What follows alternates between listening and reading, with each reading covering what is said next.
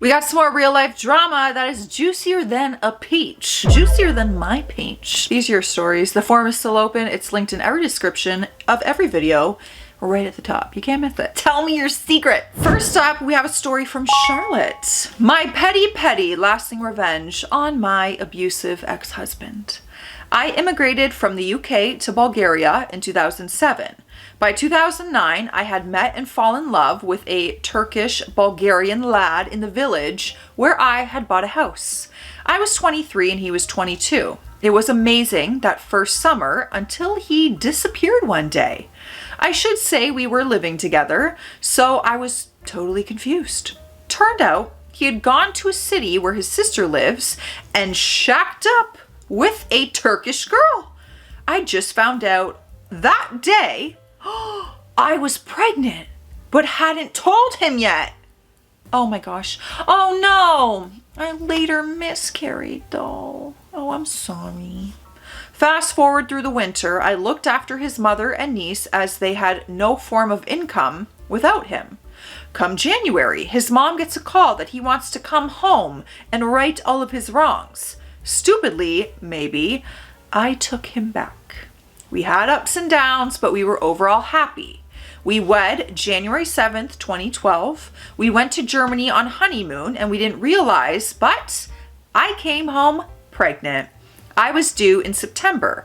Unfortunately, my father was attacked and passed away. That year, the stress was massive. In the turmoil of all of this, I gave birth to a healthy baby boy delivered by my mom as my ex didn't see the need for medical help. Hold on, you didn't go to a hospital? I think when people do those at-home births, is that not the craziest thing you ever seen? How can a human body do that?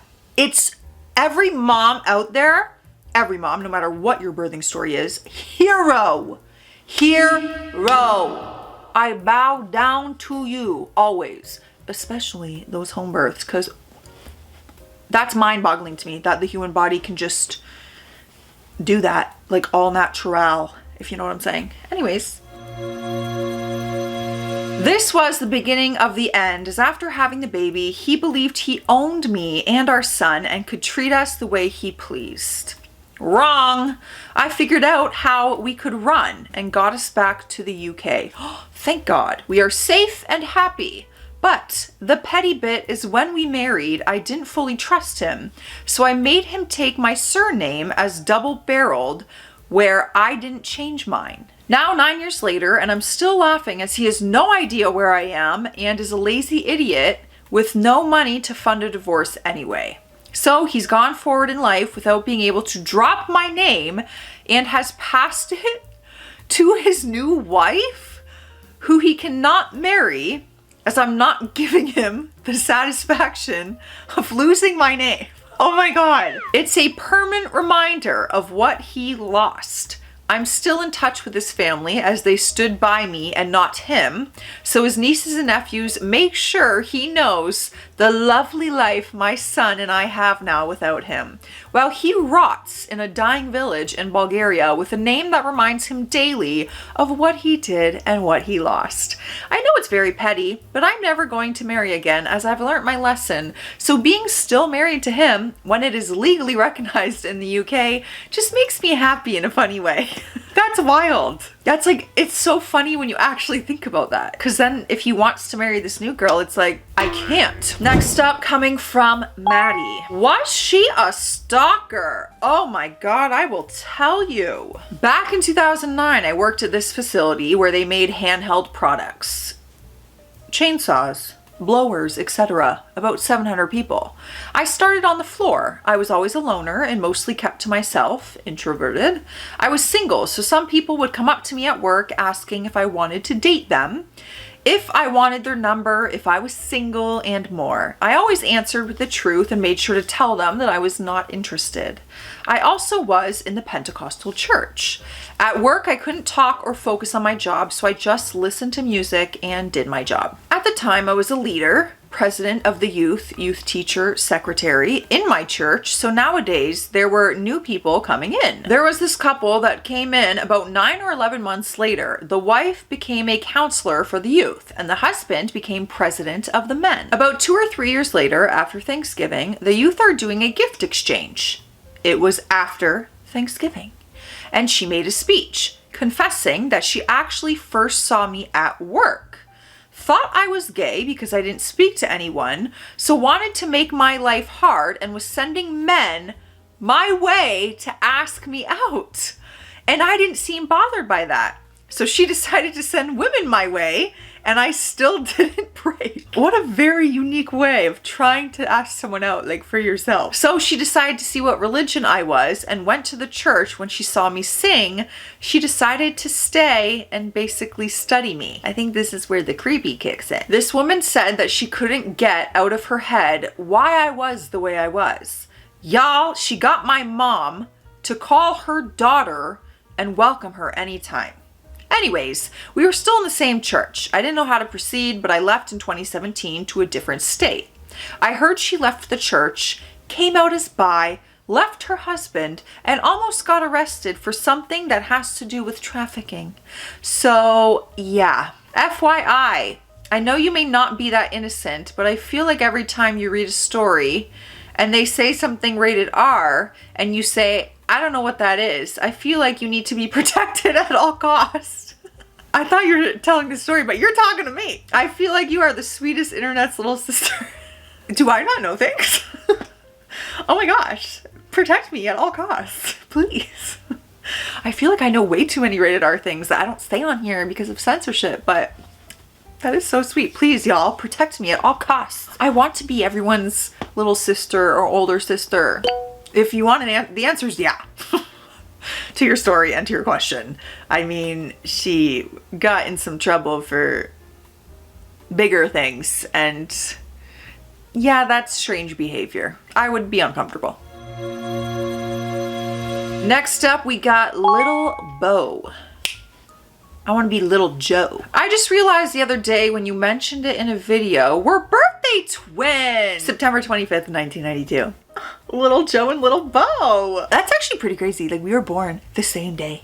We entered this earth the same day. I mean, I know there's a lot of people with that birthday, but it's still cool. Anyway, here's a ridiculous story from my wedding weekend titled, Am I the a-hole for making my ex-best friend fly home alone the day after my wedding? So my husband, 33 male, we will call him Nathan, and I, 32 female, I knew how old you were, birthday twin, got married in November. We decided on a very small and intimate elopement in Colorado with my son, 6 years, Nathan's pastor, his 2 best friends, the groomsmen, a few of his church friends. They took care of the instrumentals, lighting, video, and my ex-best friend, who we will call Karen.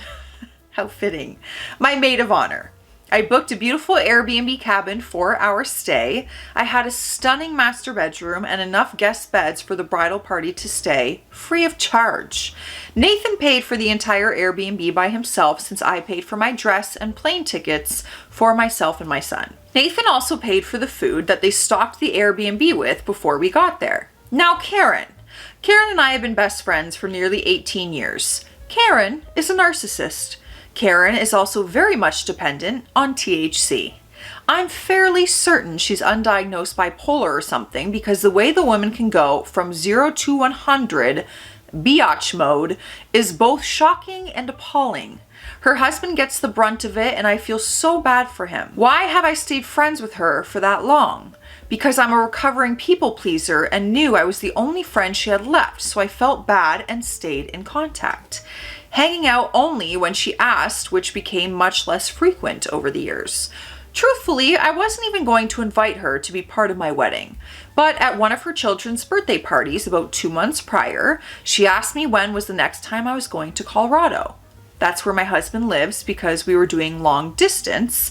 We live together now. This is when I spilled the beans about the wedding, and she then said she was coming with me because she needed a vacation anyway. Okay. I was not thrilled, but figured at least I would have someone to stand on my side now. You should have just invited me. My godparents live in Colorado and I've never been there. Should have just invited me. I asked her if there was anything in particular she'd like to do or go see since it would be her first time in Colorado. She responded saying she didn't care, that we could do anything I wanted since it was my wedding weekend, that it should be all about me and Nathan, and that she'd be fine to just hang out at the Airbnb and watch my son if we wanted to go off and do stuff on our own or something that she didn't want to do. Like going hiking. She made up all these different excuses as to why she couldn't hike and gave me serious attitude when I tried suggesting solutions and ways for her to join us on the hike to make it more comfortable for her. Literally nothing strenuous at all, and I offered her ample clothing for warmth. I was simply trying to make sure she felt included, but I was met with, "Are you stupid?" type of responses with major attitude. Remember this for later. It's in there. Anyways, a week prior to the trip, Karen asked me to have Nathan get her a THC vape for when we get off the airplane because she said, quote, "The moment I get in the car, I need it because my anxiety will be through the roof after dealing with the airport." I mentioned it to Nathan a few times over the week, but his busy schedule didn't allow him time to go to the dispensary, which was 40 plus minutes out of the way for him. Karen was livid when she got in the car and there was no substances ready for her. Nathan assured her that we would stop on our way to the Airbnb and she could pick whatever she wanted. What Karen failed to mention until we pulled up to the dispensary was that her driver's license was expired. So she tried to go in and was even more pissed when the woman at the desk turned her away. She got back in the car screaming at me that this is why I wanted him to get the vape before I got here. As if it was our fault and our problem. It's important to note she had used her passport to get on the plane, and after we landed in Denver, she decided to pack her passport into her suitcase as we waited for Nathan to arrive at the airport. The suitcase was then packed deep into the trunk under more bags, so getting it out would have been a hassle for all parties involved. Remember, at this time, I didn't know her license was expired. She only said something when we got to the dispensary. So, we're already off to a great start. Nathan went into the dispensary and accidentally got the wrong thing. This was the fault of the dispensary for giving him the wrong vape. They took full responsibility and refunded the purchase despite us opening it, only to realize the error. They couldn't accept it back, so they let us keep it, which was really nice of them. So I went in with him the second time and I bought the Aero cartridge that she was talking about. I must have misunderstood or got my wires crossed when she was screaming like a banshee about not having the vape ready for her when she got off the plane. Because I thought she said she had her Aero battery in her bag, but apparently it was at home, and this dispensary didn't have the batteries in stock. She became even more irate after my mistake, even though she decided to keep the Aero cartridge anyway. So Nathan went back in one final time to get her a different disposable vape. I have a headache. Third time's the charm, I guess. I need a sip of water. I'm annoyed. Grab your beverage of choice. Drink some water today. It's good for you. Cheers. As we drove to the grocery store for snacks, I took a deep breath, hoping since the beast has her substances and is about to get a Snickers bar, she would finally calm down.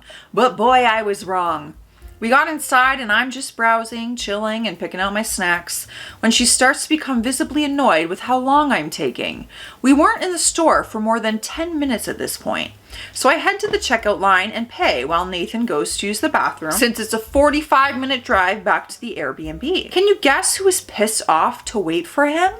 So now we get to our Airbnb and the good old boys, the groomsmen, are there cooking dinner and waiting to help us get inside since it had snowed at least a foot that day and the steep driveway wasn't plowed for Nathan's vegan car to drive up. His words, not mine, LOL. The boys grabbed our bags and drove us up the driveway in one of their trucks. More context. Both groomsmen are military friends of Nathan, who is an 8-year Army veteran himself. Friend A is a happy, cheery sweetheart who I adore as my son's new uncle. Watching him and my son play warmed my heart so much it could have burst from joy. Friend B, we will call him Cal, is much more reserved and quiet, a darker personality. He's been through a lot and struggles with depression, but he's a good guy at heart and we love him no matter what. I made sure Karen knew and thought she understood that if Cal doesn't talk to her or respond or show much interest in things, to not take it personally and say, please don't get offended. It's not you, it's a him thing. Cal was actually the one making us dinner that night. Cal also helped shovel the porch area so that we could get inside the cabin, and it was Cal that drove his truck to help us get up the hill. Friend A also helped, of course, but Cal did a lot. So thank yous were in order. Karen became offended the very first night when Cal didn't say, "You're welcome," after she said thank you for dinner. I assured her Cal didn't acknowledge anyone's thank yous, even mine. It's just how he is. I reminded her not to take offense because it's not personal. She didn't accept this. The next day was our rehearsal at the church, but Karen said she needed to get a pair of warm boots since all she brought was a pair of boat shoes and her dress shoes. She knew there would be snow, so I don't understand why she didn't pack for the weather that we'd be in, but we made the adjustment. Originally, she said, I don't care where we go. We could go to Walmart and I'll just find a pair of boots because my feet are freezing and my shoes are wet. Then, at some point, she started asking what place sells Uggs. Yeah, not Walmart. Nathan didn't know off the top of his head, so I did my best to search on my phone. As we start driving, I saw a Walmart and told Nathan to pull in, so we parked. We get out of the car and start walking towards the door, and suddenly Karen no longer wants just some cheap pair of Walmart boots. No, they must be Uggs. And she made sure I knew how stupid I was to think she would wear poor people knock off Uggs from Walmart. I literally have a pair. Literally. I also have a pair of Uggs that were a gift. But I wear knockoff everything. I love Walmart boots and shoes. I love Walmart. Annoyed and biting my tongue, we set off for one of the locations that my phone says sells Uggs. We get there, they don't have them. So she's mad. Is she ever not mad? We end up going to the mall that was much further away because they would 100% have them, and I just wanted her to stop with the attitude. But even though she got her Uggs, she still found ways to complain about before even leaving the mall. Now we get to the church for rehearsal and everything seemed fine until Karen walks up to me and starts complaining about Cal again, telling me she thanked him when he held the door open for her. So the least he could do is, quote, effing respond. She went on to say, it's not my fault he's so effed in the head. No, you're right, it's not. It's all of the traumatic events he went through. At this point, I was livid, practically biting through my tongue at this point, and I knew our friendship was over after this weekend. I told myself to just be nice, get through the weekend, and never speak to her again when she gets home. I've dealt with her behavior much like this for the full 18 years that we've been friends. How? Literally, you guys, I would have told her to shut up already. No joke. It caused many fights, but I had always found a way to forgive her. Like I said, I am recovering pleasantly. I've been working hard to stand up for myself and rip narcissistic behaviors out of my life at the root. That night, a switch flipped and I no longer cared to make her happy anymore. I just wanted to enjoy my wedding weekend and be done with her. The next day was my wedding. We were getting ready in the church bathroom and I gave her a corsage that matches my bouquet. I noticed she had her Apple Watch on her other wrist as she was finished getting ready, so I simply said as nicely as possible, "Oh, don't forget to take that off before we go out," pointing to her watch. Her response was instantly nasty, 0 to 100, saying, "I'm not taking this off. I have 3 kids at home. There's no way I'm going to be this far away from them with no contact." You might as well have thought I slapped her across the face and told her to leave her phone at the Airbnb for the whole day, not just going tech-free for a tops 30-minute wedding ceremony. After angrily texting her husband, she ends up switching the watch to her other wrist and tucking it under the corsage. I'm sure he mentioned this to her since he has a good head on his shoulders. Like, why did she have to be so dramatic? You know what? And people say I'm dramatic. I am so chill. I read stories like this and I'm like, I'm so chill. The ceremony goes beautifully and we all stand around talking for a bit before getting ready to go to the brewery we reserved for our dinner and the cake cutting.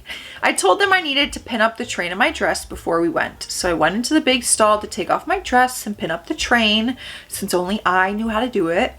Meanwhile, Karen went into the other stall to take off her dress and put on some jeans and a sweatshirt. I honestly would have not cared if she wanted to wear that to our little reception, but when I came out and she saw I was still in my dress, she flipped out screaming at me why I was still wearing my wedding dress and claimed that I told her I was changing into something else. I told her I never said that and stated I told both her and my son separately, but in front of her as I entered the stall, that I was just pinning up my train so it wasn't dragging on the floor while we went to eat dinner. I was very specific in my wording, especially as I explained it to my son while she was standing 4 feet away. Karen storms back into the stall, slamming things and putting her maid of honor dress back on. It was a dress she picked out and paid for herself. I just requested the color to be either mauve. Here, I'll let you guys hear this with me. I've decided to learn this one today. Mauve. Mauve. Mauve. I just requested the color to be either mauve or wine. It was definitely not an expensive dress by any means, about $50, and she complained about feeling insecure that her chest was out, but she picked it. After she put it back on, she stormed past everyone to a room by herself where she proceeded to call her husband and complain about how I was treating her. Our brief argument in the bathroom. She refused to look or speak to me, so I decided to be dazed and happily married without a care in the world that she was present. I enjoyed the rest of my night at the brewery, smiling and being genuinely happy with my true best friend, my husband. I can only imagine how pissed she was every time people throughout the brewery clinked their silverware against their glasses for us to kiss. It was beautiful. Karen stayed silent for the rest of the night while I enjoyed spending time with my husband and our son. The next morning, I made breakfast, but Karen didn't come upstairs until 1 p.m. We had agreed to head out as a group and enjoy the day and talked about getting Korean barbecue. Now, trying to be a good friend, realized she hadn't eaten all day and was likely famished. The Airbnb was far from civilization and even further from the Korean barbecue place. Where we were planning to go was 1 hour and 45 minutes away. So about 20 minutes into our drive, I saw the pub that was next to the grocery store, which she said she needed to go to get more snacks and stuff. So I told Nathan, hey, pull in here. We can grab a quick bite for lunch, hit the grocery store, and then head into town, thinking that we could have Korean barbecue for dinner. I was thinking of her, trying to get food in her system and things that she needed from the grocery store, plus my son was also hungry and actively asking for food as well.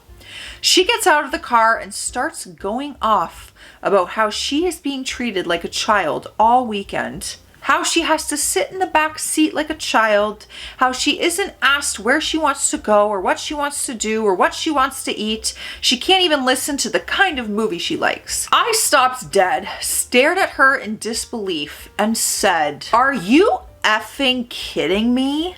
I am done. I was literally trying to feed you so you wouldn't become a nasty bitch. But here we are. What do you want? To sit next to my husband in the front seat? You want to hold his hand too? And you can't listen to the music you like? You literally have both effing headphones in your ears listening to your own effing music off your phone. Get your ass back in the effing car. We're going back to the Airbnb so you can pack your shite, and we're taking you to the effing airport so you can go home because I am done." I feel like I would have killed that for you, but you did great. I'm sure it was quite the show for people around. While I yelled all of this at her, she started crying, calling her husband, saying, "See, this is what I've been dealing with. You hear how she's talking to me?" It took everything in me not to knock her the F out. I was so enraged. She wouldn't respond to me and eventually got back in the car after we did. She just sat on the phone, mostly in silence.